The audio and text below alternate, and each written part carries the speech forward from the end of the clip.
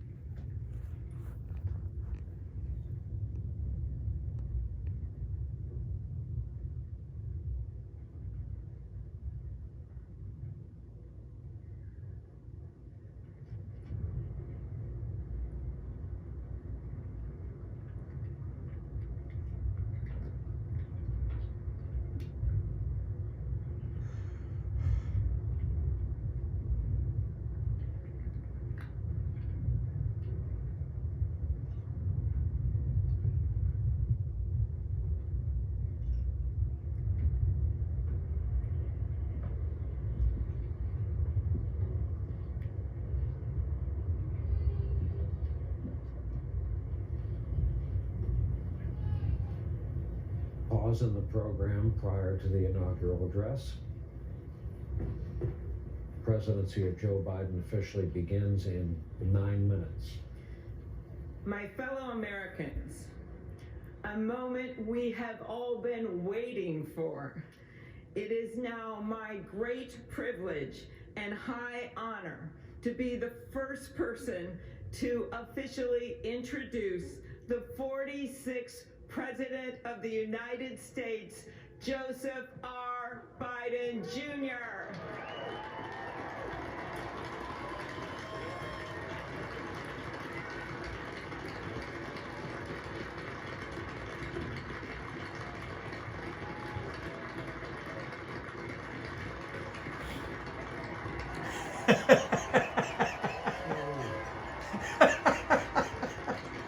Chief Justice Roberts, Vice President Harris, Speaker Pelosi, Leader Schumer, Leader McConnell, Vice President Pence, my distinguished guests, my fellow Americans. This is America's day. This is democracy's day, a day of history and hope, of renewal and resolve. Through a crucible for the ages, America has been tested anew, and America has risen to the challenge. Today, we celebrate the triumph not of a candidate, but of a cause, the cause of democracy. The people, the will of the people has been heard, and the will of the people has been heeded. We've learned again that democracy is precious. Democracy is fragile. And at this hour, my friends, democracy has prevailed.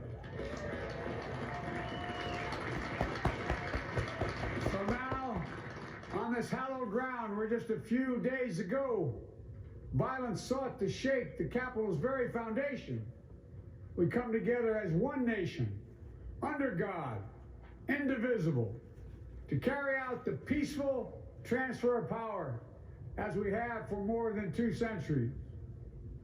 As we look ahead in our uniquely American way, restless, bold, optimistic, and set our sights on the nation we know we can be and we must be. I thank my predecessors of both parties for their presence here today. I thank them from the bottom of my heart. And I know the resilience of our Constitution and the strength of our nation, as does President Carter, who I spoke with last night, who cannot be with us today, but whom we salute for his lifetime in service. I've just taken the sacred oath each of those patriots have taken, the oath first sworn by George Washington. But the American story depends not on any one of us, not on some of us, but on all of us, on we the people who seek a more perfect union. This is a great nation. We are good people. And over the centuries, through storm and strife, in peace and in war, we've come so far, but we still have far to go. We'll press forward with speed and urgency, for we have much to do in this winter of peril and significant possibilities. Much to repair, much to restore, much to heal, much to build, and much to gain. Few people in our nation's history have been more challenged or found a time more challenging or difficult than the time we're in now. Once in a century virus that silently stalks the country. It's taken as many lives in 1 year as America lost in all of World War II. Millions of jobs have been lost. Hundreds of thousands of businesses closed. A cry for racial justice, some 400 years in the making, moves us.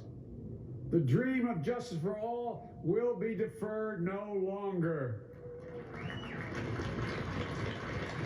A cry for survival comes from the planet itself. A cry that can't be any more desperate or any more clear. And now, a rise of political extremism, white supremacy, domestic terrorism, that we must confront and we will defeat. To overcome these challenges, to restore the soul and secure the future of America, requires so much more than words. It requires the most elusive of all things in a democracy: unity. Unity. In another January, on New Year's Day in 1863, Abraham Lincoln signed the Emancipation Proclamation. When he put pen to paper, the president said, and I quote, "If my name ever goes down into history, it'll be for this act, and my whole soul is in it." My whole soul is in it. Today, on this January day, my whole soul is in this. Bringing America together, uniting our people, uniting our nation. And I ask every American to join me in this cause.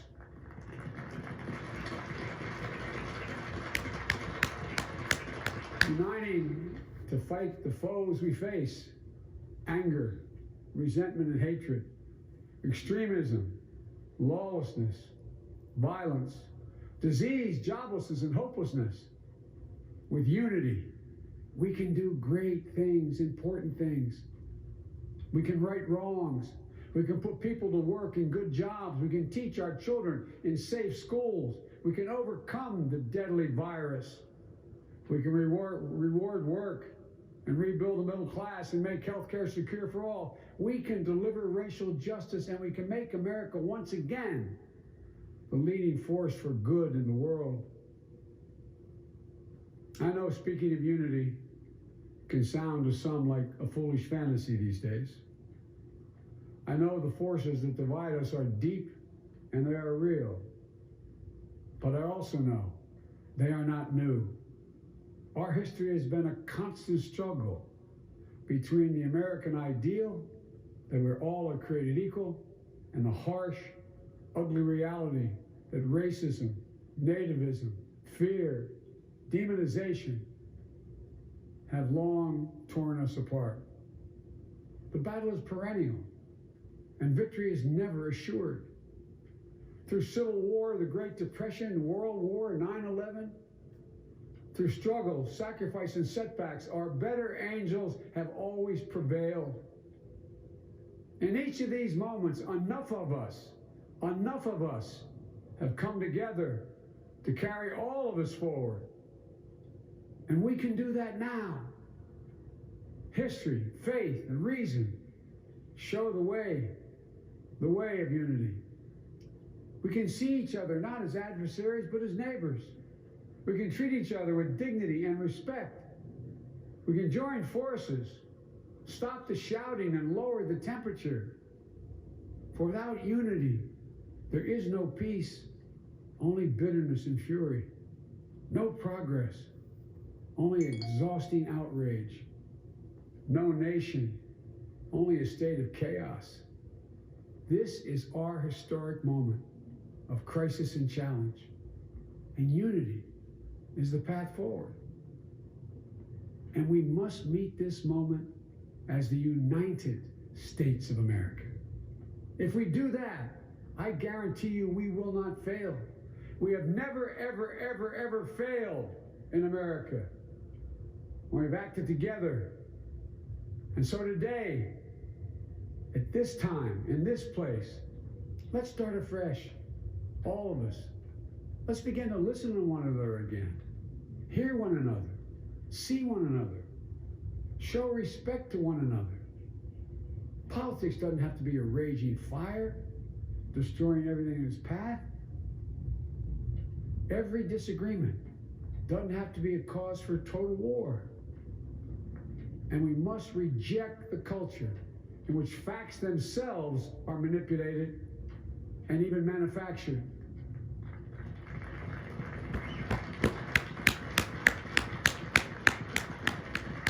My fellow Americans, we have to be different than this. America has to be better than this. And I believe America is so much better than this. Just look around. Here we stand in the shadow of the Capitol Dome, as was mentioned earlier, completed amid the Civil War, when the Union itself was literally hanging in the balance. Yet we endured. We prevailed. Here we stand, looking out on the great mall where Dr. King spoke of his dream. Here we stand where 108 years ago, at another inaugural, thousands of protesters tried to block brave women marching for the right to vote. And today, we mark the swearing in of the first woman in American history elected to national office, Vice President Kamala Harris. Don't tell me things can't change. Here we stand, across the Potomac from Arlington Cemetery, where heroes who gave the last full measure of devotion rest in eternal peace. And here we stand, just days after a riotous mob thought they could use violence to silence the will of the people, to stop the work of our democracy, to drive us from this sacred ground. It did not happen. It will never happen. Not today, not tomorrow, not ever. Not ever.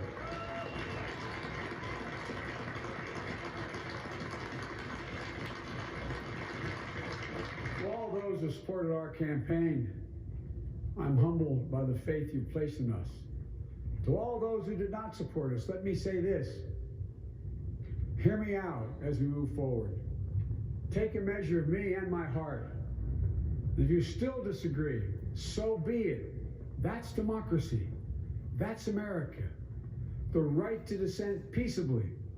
within the guardrails of our republic is perhaps this nation's greatest strength. Yet hear me clearly. Disagreement must not lead to disunion. And I pledge this to you. I will be a president for all Americans. All Americans. And I promise you, I will fight as hard for those who did not support me as for those who did.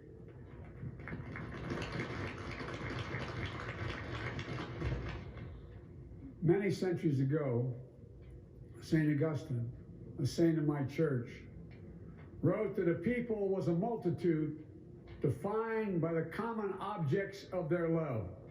Defined by the common objects of their love. What are the common objects we as Americans love that define us as Americans? I think we know. Opportunity, security, liberty, dignity, respect, honor, and yes, the truth. Recent weeks and months have taught us a painful lesson. There is truth and there are lies. Lies told for power and for profit. And each of us has a duty and a responsibility as citizens, as Americans, and especially as leaders.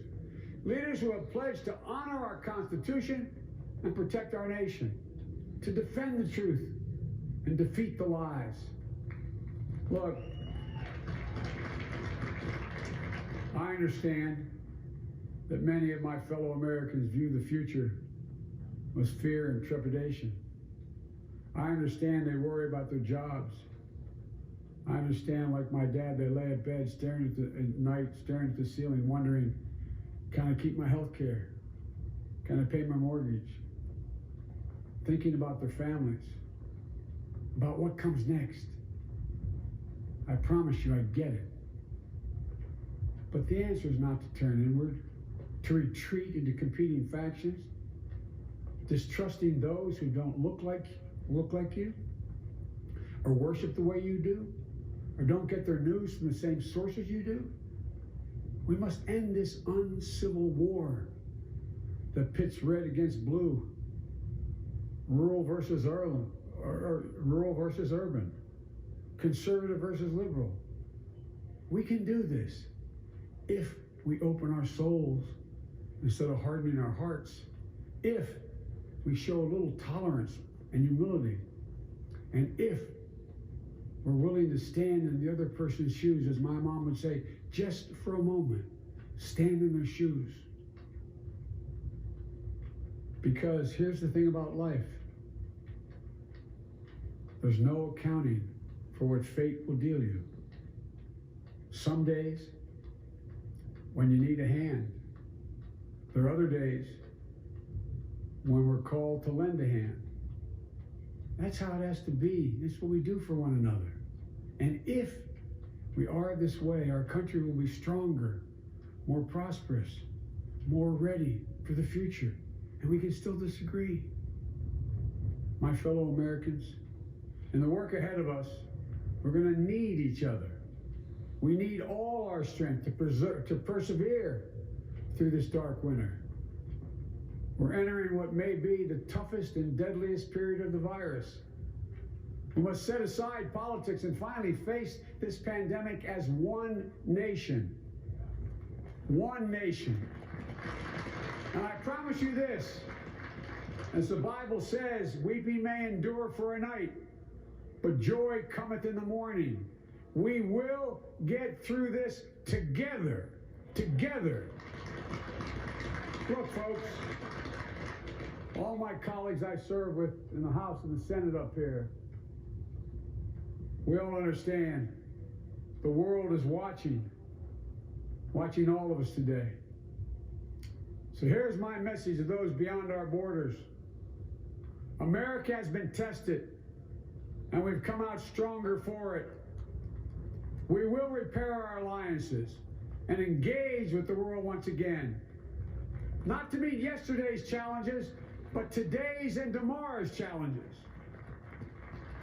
And we'll lead not merely by the example of our power, but by the power of our example.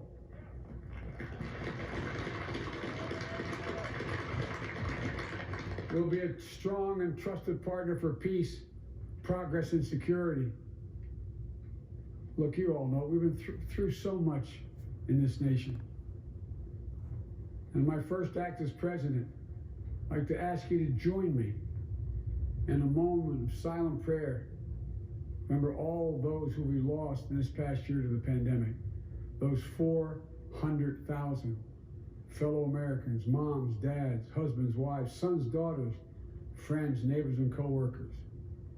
We'll honor them for becoming the people and the nation we know we can and should be. So I ask you, let's say a silent prayer for those who've lost their lives and those left behind, and for our country.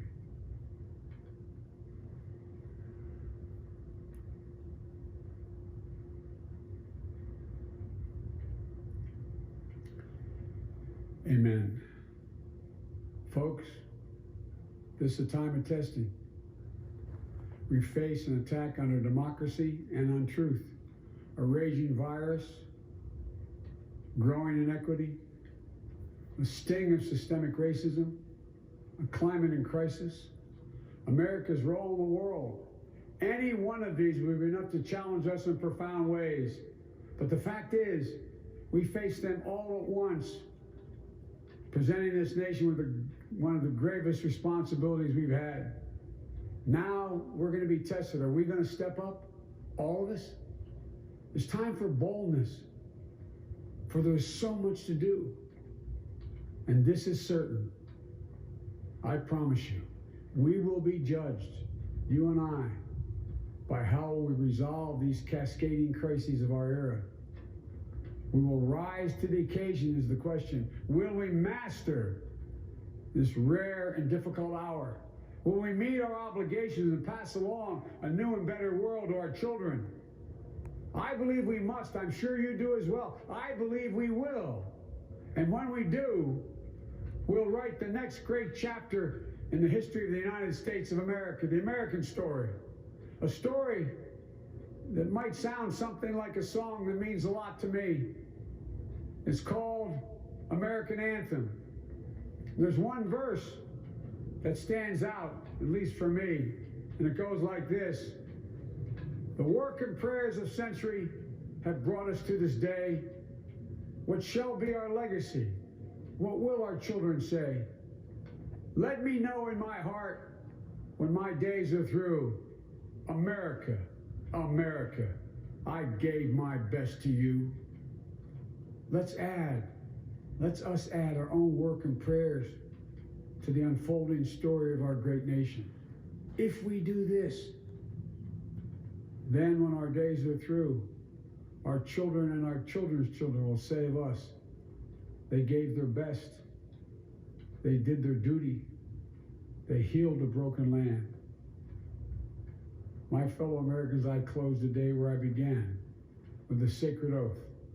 Before God and all of you, I give you my word.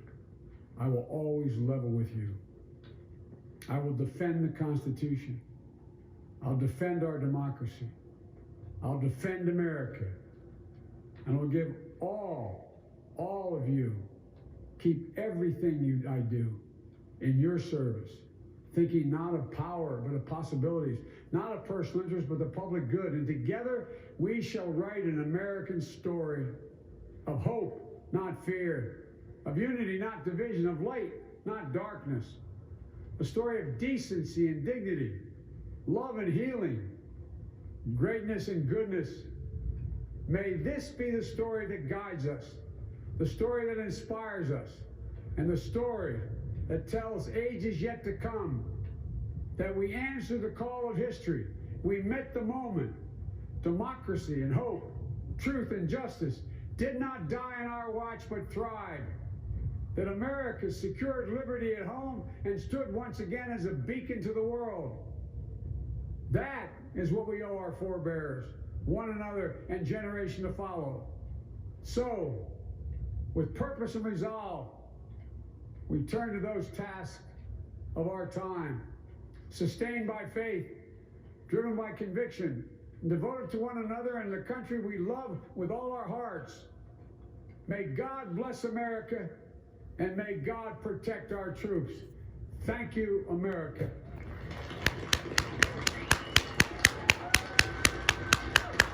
Yeah!